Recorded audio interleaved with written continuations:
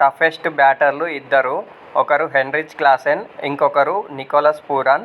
వాళ్ళకు చాలా శక్తి ఉంది. బంతులను బలంగా బాదుతారు. ఎడ్జెస్లోనూ సిక్స్లు బాదుతారు. వాళ్లకు బౌలింగ్ వేయడం సవాల్గా ఉంటుంది. అలానే వాళ్లపై నేను కూడా సిక్స్లు బాదాను. బానే రాణించాను.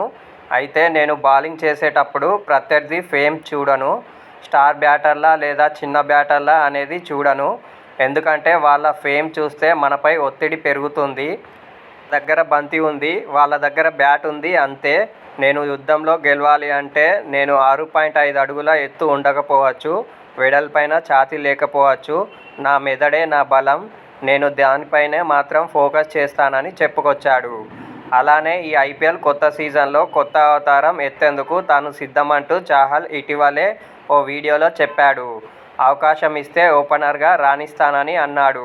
పంజాబ్ కింగ్స్ ఈ సీజన్లో తన తొలి మ్యాచ్ను మార్చి 25న అహ్మదాబాద్ స్టేడియం వేదికగా గుజరాత్ టైటాన్స్తో తలపడనుంది.